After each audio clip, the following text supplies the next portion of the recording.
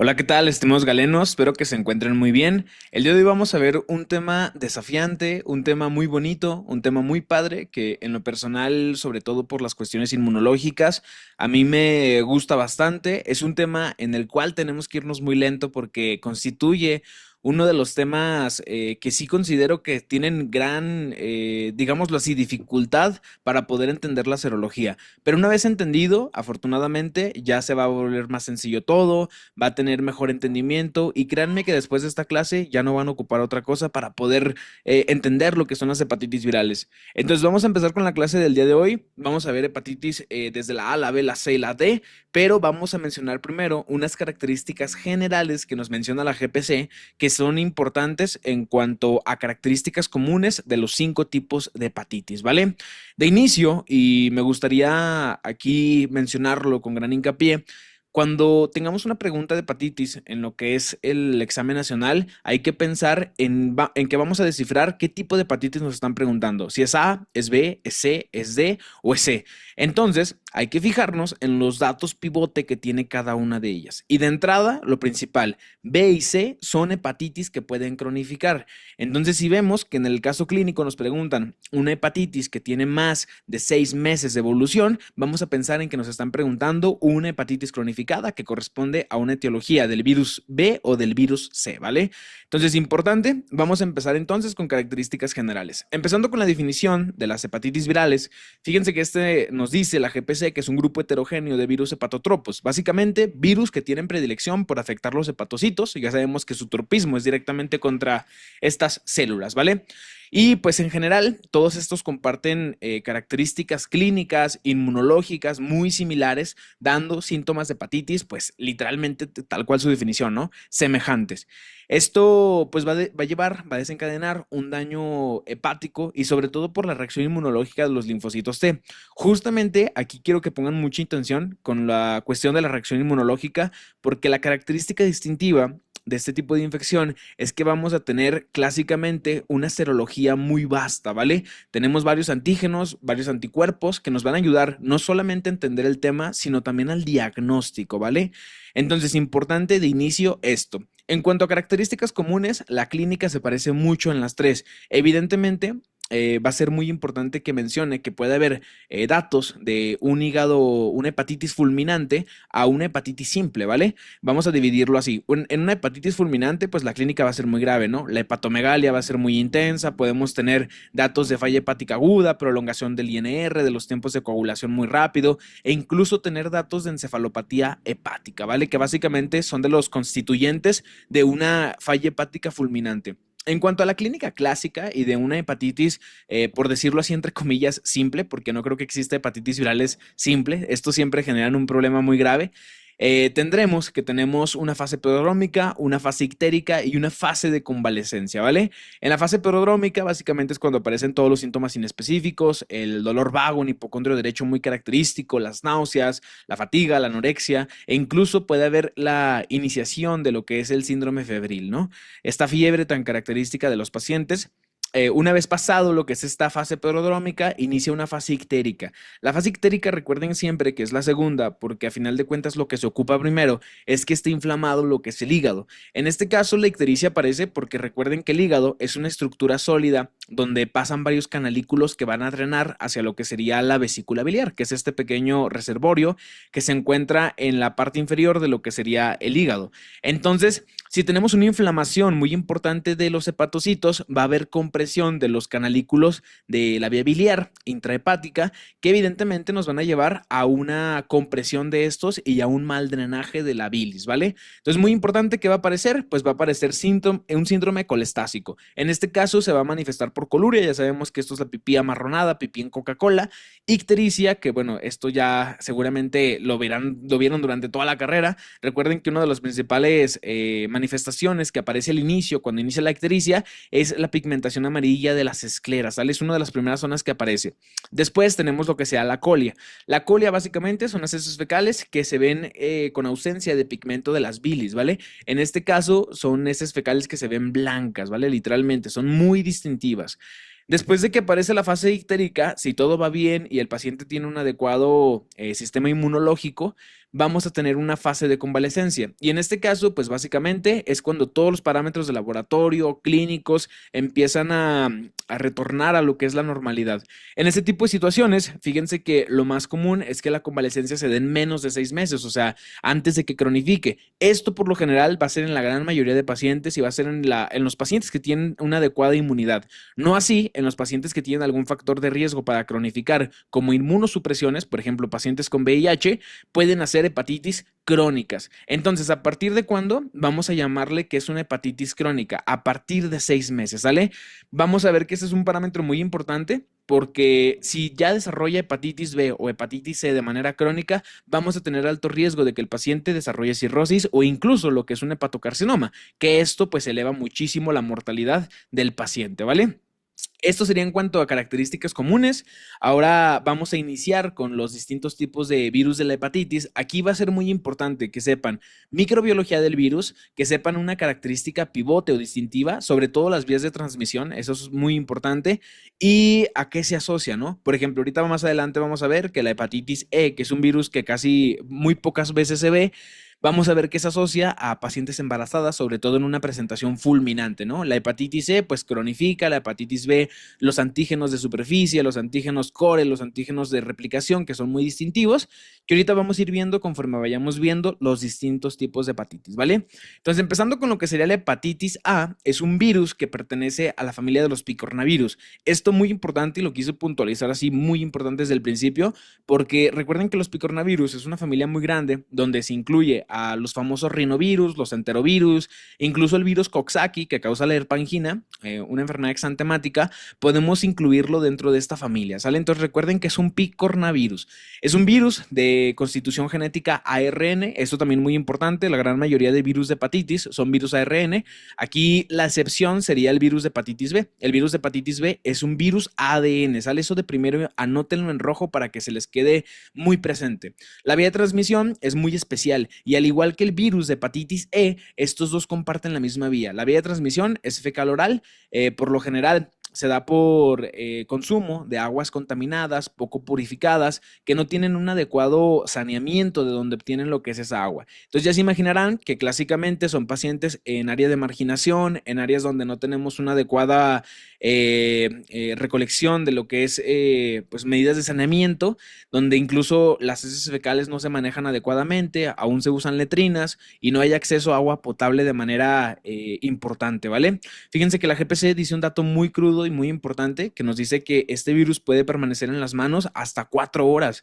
Entonces, pues es un tiempo relativamente muy importante para que se pueda llegar a transmitir, ¿vale? Además de esta vía, la fecal oral, existe también relación con el contacto sexual, sobre todo cuando se tuvo contacto anal y después hay una transmisión buco orofaringia, ¿vale? O sea, básicamente hay un contacto de la boca con lo que son los órganos sexuales y esto produce pues la transmisión de lo que es el virus hacia lo que es el sistema, ¿vale? Además, pues compartir objetos, superficies contaminadas, donde las manos que previamente estaban infectadas tuvieron lo que fue contacto con este virus, ¿no? Mucha atención en los pacientes que se dedican a la cocina, que se laven bien las manos, porque evidentemente pues pueden ser un foco muy grande de transmisión, ¿vale? En cuanto a lo que sería el diagnóstico, vamos a tener que la característica distintiva va a ser la serología. Aquí vamos a tratar de buscar lo que es el anticuerpo IgM ante lo que sería el virus hepatitis A.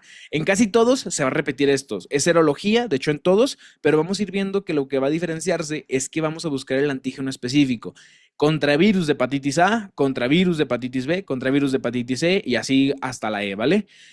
Tenemos una profilaxis post-exposición, que básicamente existe una vacuna que seguramente ya todos conocerán. Cosa muy importante que sí se tiene que puntualizar es que la vacuna contra virus de hepatitis A es una vacuna que no está dentro del sistema de vacunación, ¿sale? Nacional de aquí de México. O sea, no está dentro como tal, sí existe aquí, pero no se la ponemos a todos los niños, ¿vale? Además de esto, existe una inmunoglobulina que básicamente también se puede usar para profilaxis post-exposición. Esta se prefiere más allá de lo que sería la vacuna porque se ha visto que la inmunoglobulina tiene mejores tasas de resultado exitoso, sobre todo en pacientes inmunosuprimidos o con hepatopatía crónica. Imagínense que tenga otro tipo de afección hepática como hígado graso y que haya desarrollado hepatitis A, lo cual pues ya va a ser una presentación fuerte porque ya tenemos un antecedente de alguna inmunosupresión o alguna hepatopatía, ¿vale? Entonces, ligeramente más eficaz la inmunoglobulina que la vacuna, ¿vale? Evidentemente en México, lo que vamos a encontrar a lo mejor a más acceso es la vacuna, pero la inmunoglobulina, pues hay que recordar que es la que tiene un poco más de eficacia, ¿sale? En cuanto a periodo de incubación, tenemos que tiene un periodo de incubación rango entre 15 y 50 días y su promedio está en 28 días, ¿vale? La clínica clásica, aparte de esto que mencionábamos como común de todos los tipos de hepatitis, es que el dato pivote característico es que los pacientes pueden tener hepatomegalia en un 87%, lo cual pues llama muchísimo la atención porque vamos a ver que es uno de los tipos de virus de hepatitis que básicamente el hígado pues va a estar reventadísimo, ¿no? Va a estar súper grande. En cuanto al tratamiento, sintomático meramente, hay que esperar a que pasen los días, medidas febriles, tratar de mantener al paciente lo más asinológico posible. Y en este caso me llama mucho la atención porque está contraindicado lo que es el paracetamol. Hay que recordar que el paracetamol es un medicamento que no se conoce muy bien su mecanismo de acción, obviamente. Muchos dicen que es un AN, algunos dicen que no. Clásicamente, pues no se conoce muy bien su mecanismo de acción, entonces no podríamos decir que es per se un AN al 100%, aunque tiene características muy similares, pero unas cosas que sí sabemos del paracetamol es que tiene una metabolización hepática, entonces puede causar hepatotoxicidad, evidentemente pues a altas dosis, pero aquí la GPC sí es muy clara de que está contraindicado en caso de que tengamos hepatitis A.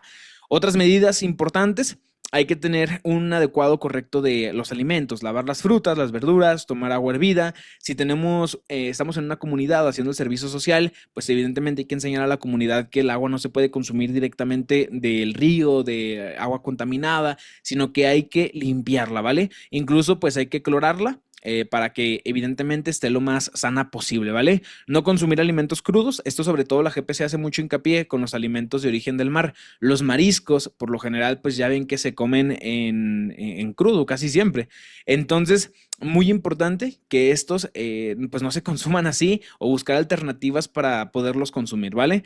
La prevalencia aquí en México es súper alta y eso también llama muchísimo la atención porque evidentemente aquí en México no hay muchas áreas donde se tenga un adecuado manejo de alimentos. Por lo general, digo, sé que todos que estamos en la ciudad a lo mejor sí lo vemos esto más seguido, pero hay muchas zonas que pasan desapercibidas a nuestros ojos, que son áreas de marginación donde no existe un adecuado drenaje, no existe adecuada agua potable, lo cual es muy triste para nuestro país, pero pues sabemos que nosotros como médicos lo que nos toca es informar a la población para que evitemos y prevengamos todo este tipo de situaciones, ¿sale? Acuérdense que nuestra chamba como médicos generales pues siempre va a ser prevenir.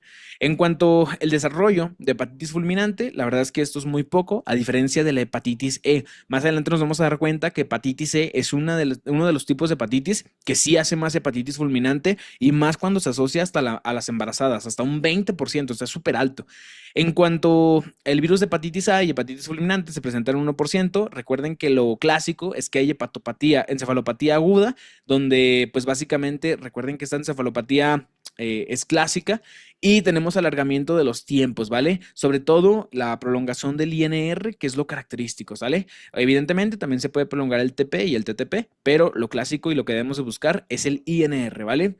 En cuanto a la hepatitis B, uno de mis temas favoritos y se podría decir que la joya del día de hoy, el tema estrella, el tema al que tienen que poner todos hincapié, porque es un tema que tiene muchísima información de dónde sacarle, sobre todo la serología. Voy a tratar de irme un poco más lento en hepatitis B y hepatitis C para dejar muy claro estos dos temas porque son potencialmente preguntables para el examen nacional. Entonces, hepatitis B es un virus ADN, ya lo mencionábamos. Recuerden que de los virus de la hepatitis, uno muy distintivo es el B porque es un virus ADN. Pertenece a una familia muy especial que básicamente son los Hepatviridae. Esta familia de virus también es muy distintiva de la hepatitis B, ¿vale? Y se caracteriza por tener una transcriptasa inversa. Al igual que otro tipo de virus, como por ejemplo lo que es el virus del VIH, también tiene una transcriptasa inversa. De hecho, nos vamos a dar cuenta que el tratamiento, los antivirales que se usan en este tipo de hepatitis, son básicamente inhibidores de transcriptasa inversa. Entonces, ahí su importancia, ¿no? En cuanto a la vía de transmisión, esta sí cambia muchísimo de la hepatitis A. Las principales vías serían vía vertical, vía sexual, vía parenteral e incluso por contacto de heridas. Aquí sobre todo hay que tener cuidado con la vía vertical porque esta se ha asociado hasta en un 90%. ¿Cómo podemos disminuir la transmisión? A través de la aplicación de la inmunoglobulina específica contra el virus de hepatitis B. Entonces, si tenemos por ahí riesgo de que la mamá esté infectada, hay que administrar esta inmunoglobulina para evitar la transmisión vertical. Recuerden que una de las primeras cosas que hacemos en los cuidados prenatales, cuando vemos a la mamá en las consultas que normalmente se tienen que ver por la norma 007, tenemos que cribar distintas enfermedades infectocontagiosas. VIH, tenemos que hacer pruebas no treponémicas como el VDRL para sífilis. En este caso también es importante identificar pacientes con riesgo para poder cribar virus de hepatitis B. Por ejemplo, ¿quién sería una paciente con riesgo? Pacientes que tengan, que sean usuarias de drogas intravenosas o drogas parenterales, sexoservidoras también en este caso también entran dentro de este riesgo. Incluso pues pacientes transfundidas, que esto ya no se da muchísimo. Antes, cuando no había adecuados protocolos para ver el contenido de lo que era esta sangre que se donaba, sí se llegaba a pasar que había pues alto riesgo de transmisión de virus a través de esto. Esto ya prácticamente es casi nulo que llegue a pasar porque ya hay muchas medidas para poder donar lo que es sangre y poderla recibir, ¿vale? Entonces, muy importante, la vía sexual también es una de las principales. Sobre todo pues entre pacientes homosexuales, ¿vale? Entonces, muy importante, no olviden nada de esto, ¿vale? Por lo general, se adquiere en periodos perinatales o a principios de la infancia, sobre todo por la transmisión vertical tan alta que tiene, ¿no? De ahí su importancia de cribar a todas las mamis embarazadas en cuanto a este virus y que tenga riesgo, ¿vale? Recuerden que la vacuna contra hepatitis B no es una vacuna que está contraindicada en el embarazo, se puede poner, pero no se pone a todas las embarazadas porque acuérdense que solamente se pone ante factores de riesgo. Si tenemos una mamá que es sexoservidora, una mamá que es usuaria de drogas y B o que tuvo algún antecedente de importancia que nos haga relacionar a virus de hepatitis B, hay que poner la vacuna, ¿sale? El periodo de incubación es de 45 a 180 días. Si se fijan, es un poco más amplio que el virus de hepatitis A y en general pues es bastante largo, ¿vale? El genotipo más frecuente aquí en México es el tipo H. No sé si nos vayan a preguntar esto porque fíjense que son preguntas muy puntuales más allá de, digamos, conocimientos fisiológicos, que muchas de las veces no llega a venir este tipo de preguntas, pero aún así lo ponemos porque puede ser que caiga una pregunta de estas, ¿vale?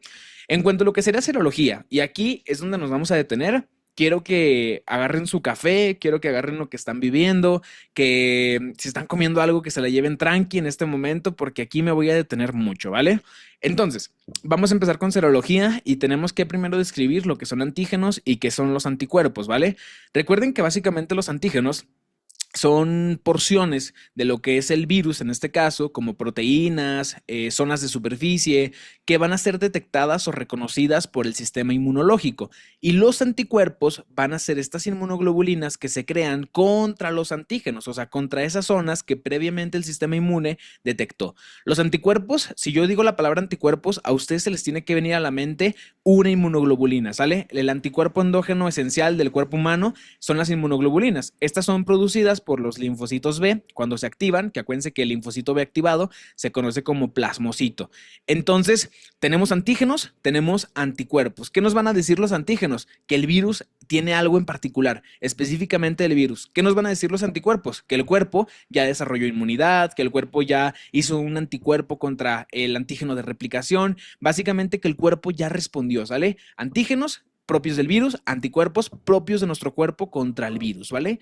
Entonces, el antígeno de mayor importancia y el que siempre van a ver que preguntan es el antígeno de la hepatitis B de superficie, ¿sale? Siempre que vean ese superficie, siempre que vean antígeno de hepatitis B tipo E es el de replicación y el C es el core, o también quiero que lo recuerden como el cápside, ¿sale? De todos, el más importante y el que más va a venir en preguntas es este, ¿sale? Es esencial que se sepan este.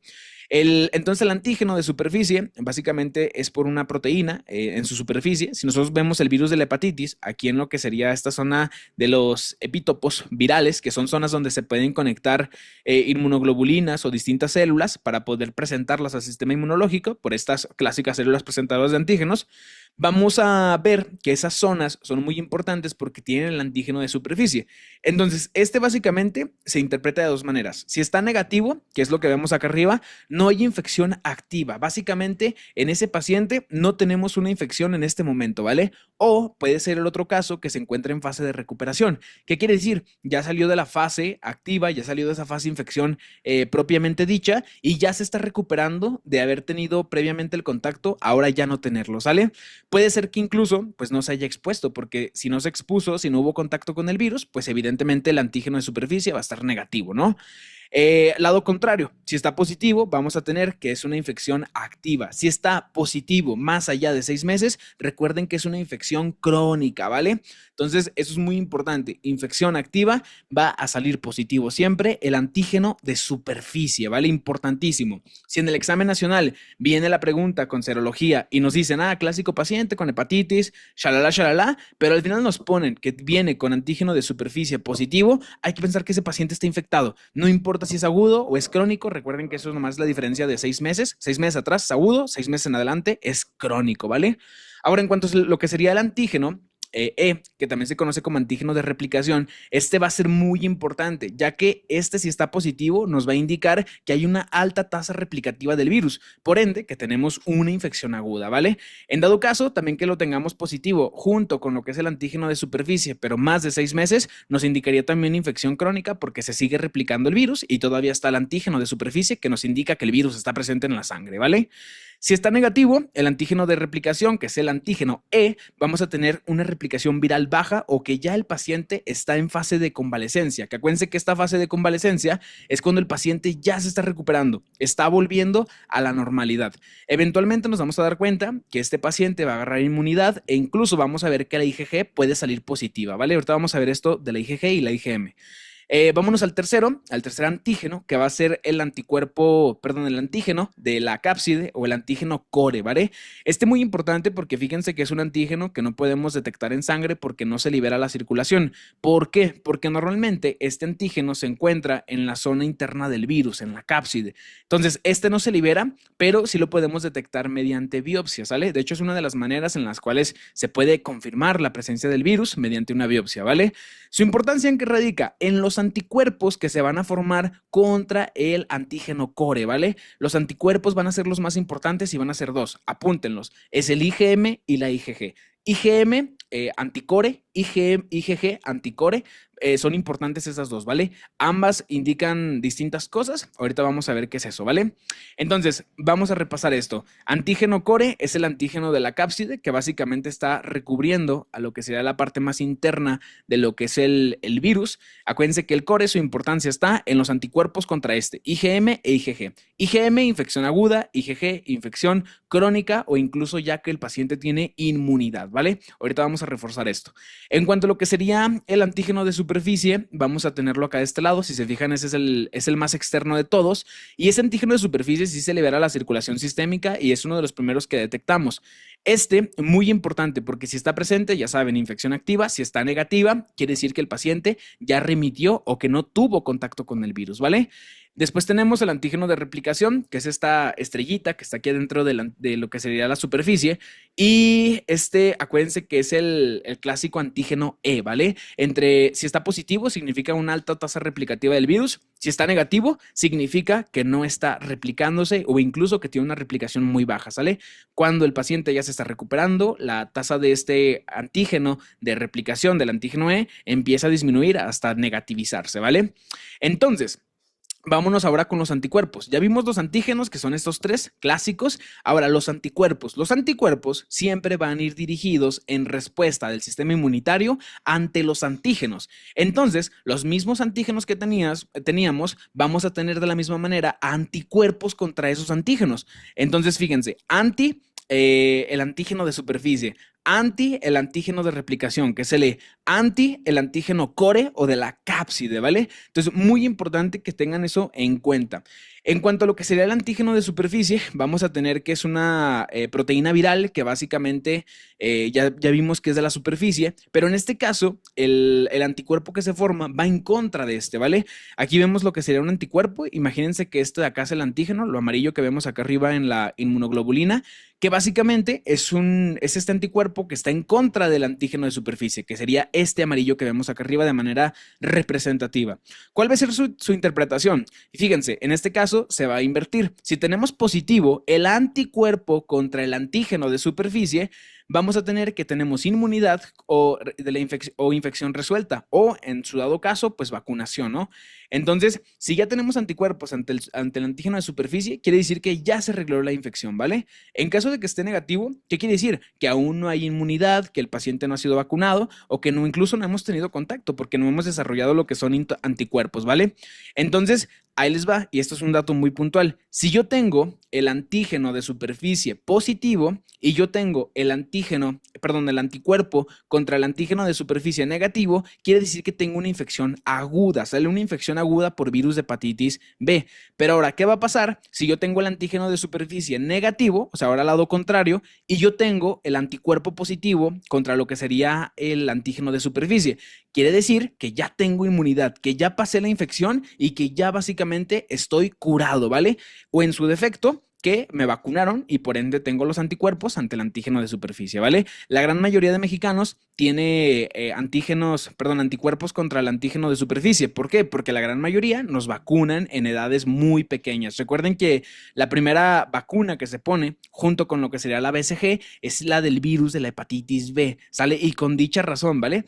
Hay 3 refuerzos adicionales, que los 3 refuerzos siguientes se ponen a las 2, a las 4 y a las 6 semanas, que va dentro de una vacuna muy grande que se le conoce como la vacuna hexavalente, ¿sale?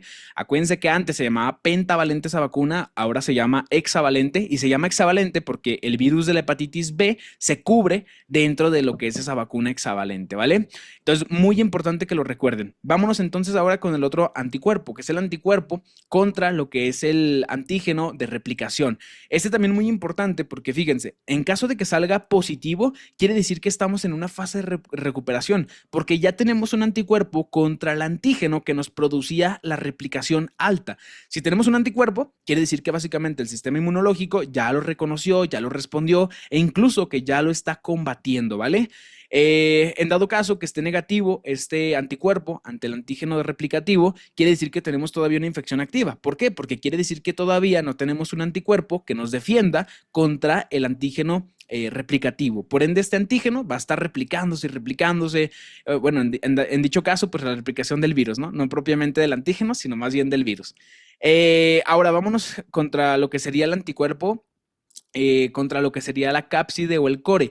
Este es uno de los más importantes cuando hablemos de anticuerpos, sobre todo porque aquí vamos a diferenciarlo en 2 tipos, el anticuerpo IgM y el anticuerpo IgG.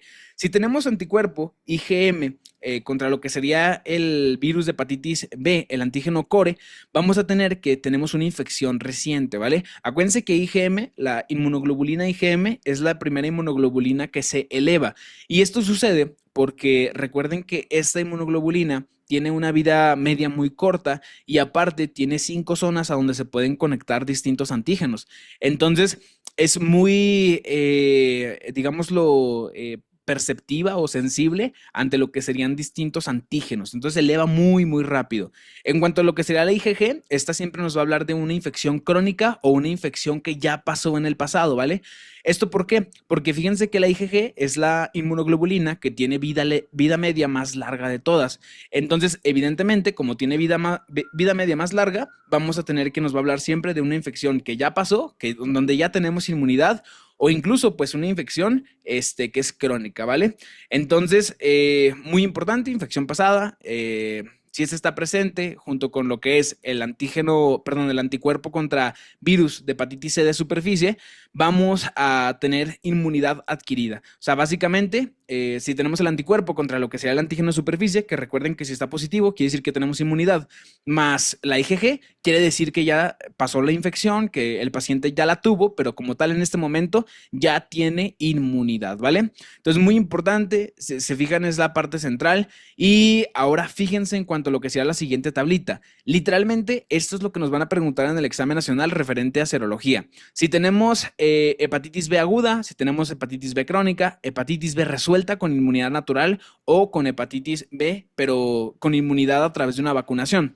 Fíjense, si tenemos hepatitis B aguda, vamos a tener lo que es nuestro antígeno de superficie positivo. ¿Por qué? Porque recordemos que este nos indicaba que el virus está presente en nuestro cuerpo. Si tenemos anticuerpo IgM contra virus, contra lo que sea el antígeno core, y lo tenemos positivo, quiere decir que tenemos una infección reciente, porque ya dijimos que la inmunoglobulina M es la primera que se eleva, ¿vale? Evidentemente, la IgG va a estar negativa. ¿Por qué? Porque todavía tenemos una infección aguda y dijimos que esta se eleva en la crónica, ¿vale?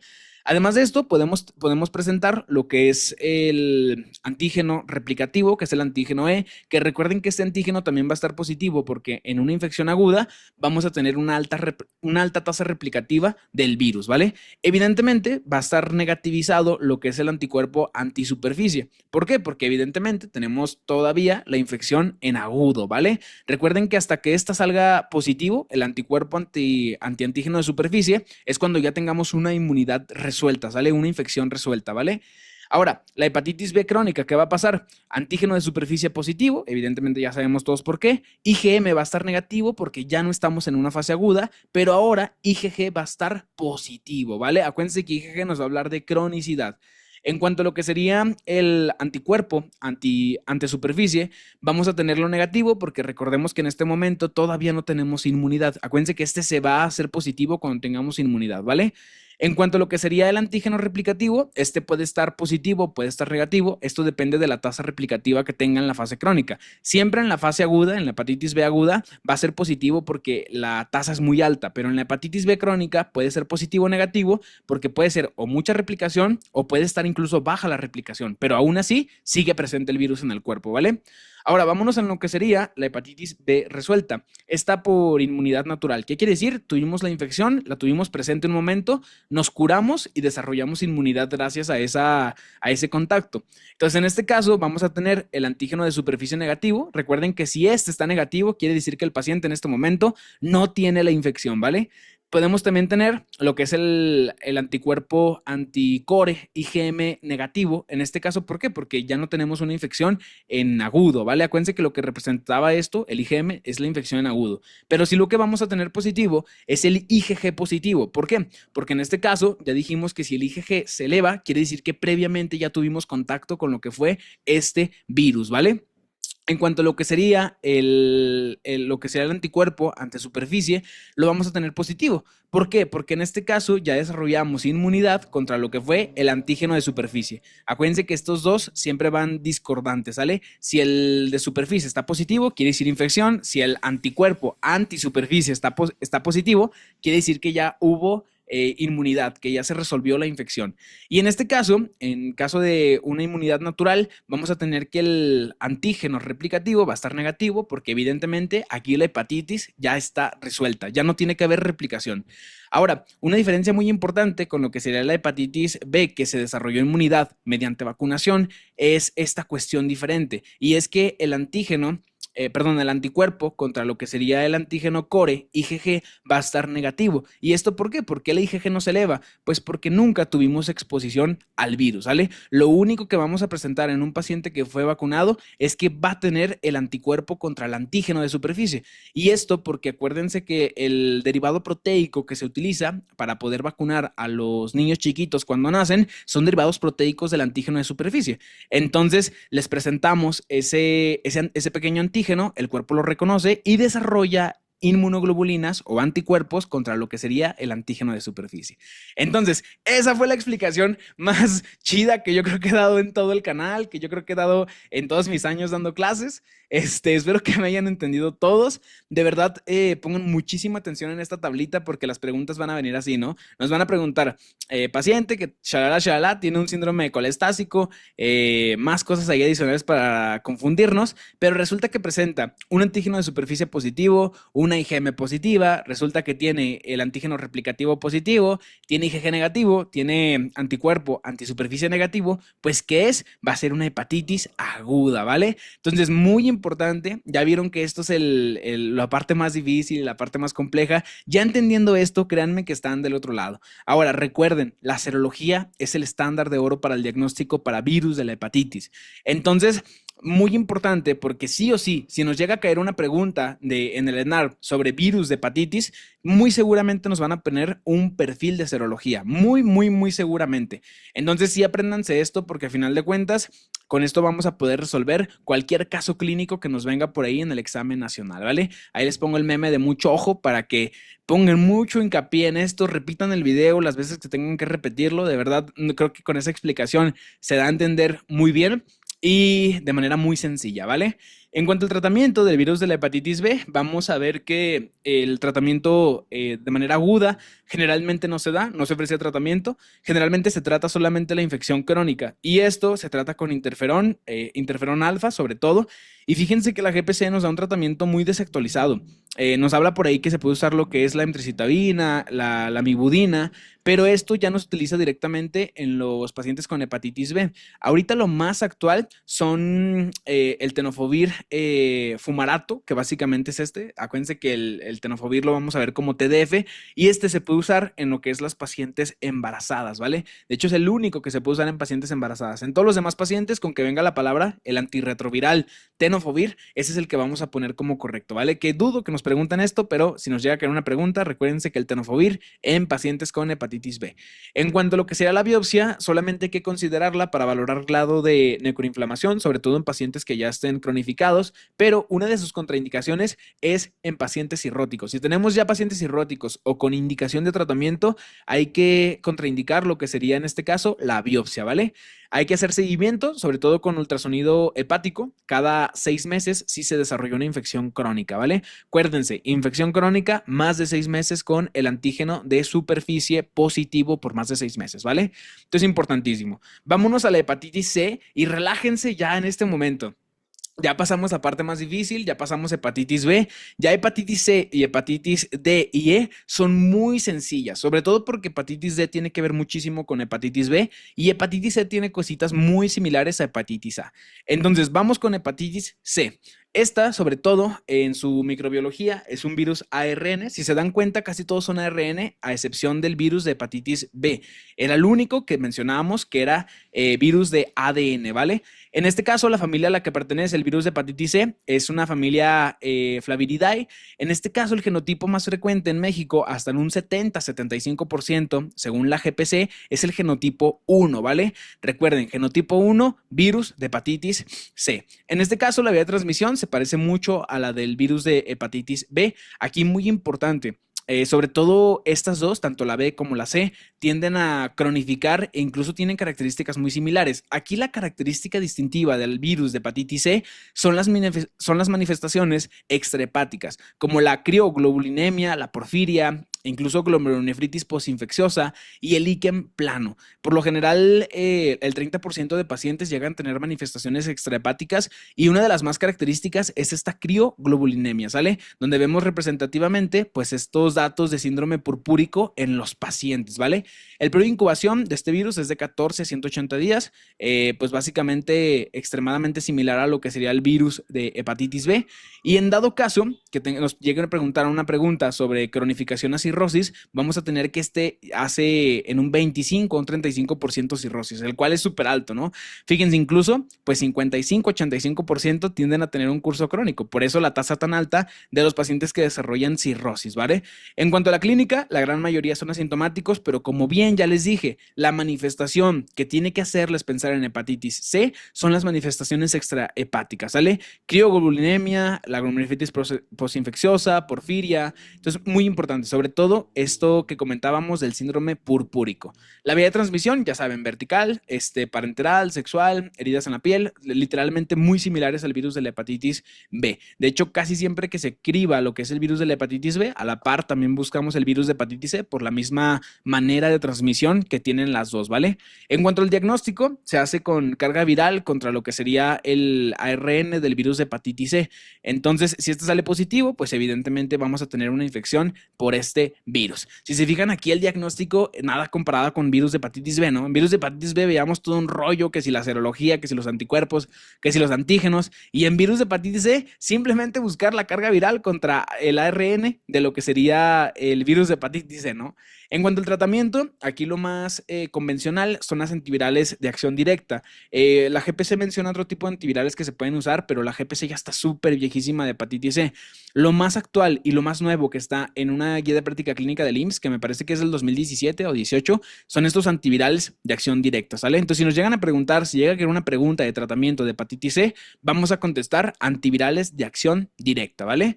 Ahora, en cuanto a virus de hepatitis D, quiero que lo relacionen muchísimo con el virus de hepatitis B. ¿Por qué? Porque es un virus como su misma letra, es un virus defectuoso, ¿sale? Entonces, en este caso, es un virus ARN, es un virus que se conoce como la hepatitis delta, y les digo, es un virus defectuoso. Para poder generar la infección por virus de hepatitis D, yo tengo que tener un paciente que tenga ya de manera crónica establecida el virus de hepatitis B. Entonces, la vía de transmisión, pues básicamente va a ser la misma que el virus de hepatitis B, parenteral, sexual, heridas en la piel, básicamente lo mismo que ya venimos comentando, ¿no? En cuanto a la prevención, pues va a ser la vacuna de la hepatitis B. Si tenemos a alguien vacunado, ya inmunizado contra este virus, pues ya el riesgo de que tenga hepatitis D es muy bajo, ¿vale? Entonces, importante, no le hagan caso a esto del curso crónico de 55 al 85%, esto es de hepatitis C, se me olvidó de quitarlo, pero sí es importante que sepan que puede cronificar, porque a final de cuentas, si el virus de hepatitis B cronifica y aparte está sobreinfectado con el virus de hepatitis D, pues sí tiene alta tasa de poder llegar a ser crónico, ¿vale? En cuanto a la clínica, vamos a ver que se presenta como una sobreinfección de hepatitis B. En cuanto al diagnóstico, lo más relevante es que hay que buscar los anticuerpos IgM anti lo que sería el virus de hepatitis D en este caso, ¿vale? Si se fijan, ya es muy sencillo el diagnóstico, simplemente buscar los anticuerpos ante el virus de hepatitis D. Y en cuanto al tratamiento, pues va a ser tratar el virus de hepatitis B. Si erradicamos el virus de hepatitis B, el virus delta, en este caso, este virus de hepatitis D, se va a erradicar, ¿vale? Vámonos con el último virus de hepatitis, que es el virus de hepatitis E.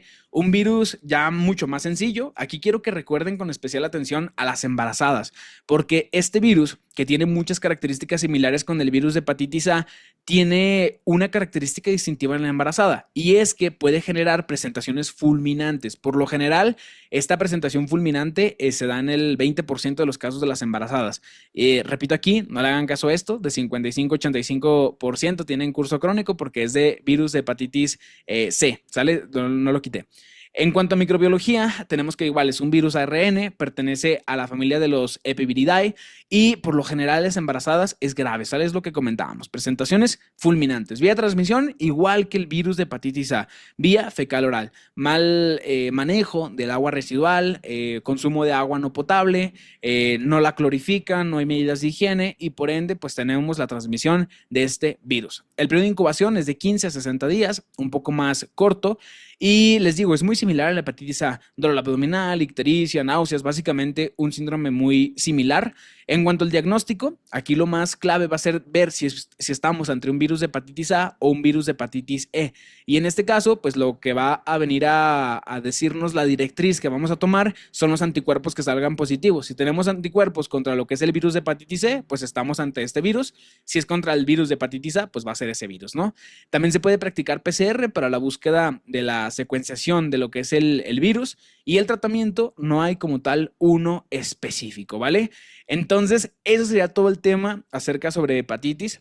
Fíjense que tenemos 3 guías de práctica clínica un poco viejitas: hepatitis A, hepatitis B, hepatitis C, pero definitivamente, y para concluir la clase, la verdad es que yo sí les diría que si se tienen que centrar en un tipo de hepatitis, apréndanse en la hepatitis B. Sobre todo porque tiene muchísimas cosas de serología que son altamente preguntables.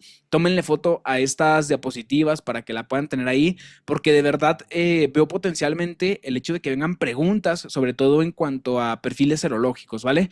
La hepatitis A también la veo muy preguntable porque en México pues sí se sigue dando prevalencia del 90%, pues díganme ustedes si no es altísima. Y en cuanto a hepatitis C, solo recordar que cronifica y es un virus de hepatitis que causa manifestaciones extrahepáticas importantes, sobre todo la crioglobulinemia, ¿vale? Entonces, importante todo eso que vamos a mencionar. Espero que les haya gustado mucho la clase del día de hoy. La verdad es que yo la disfruté bastante, me gustó muchísimo y es una clase bonita. Entonces, pónganle mucha atención, pónganle mucho hincapié al tema, porque estoy seguro que todos después de esta clase van a tener las respuestas correctas. Cuídense mucho y vaya a todos.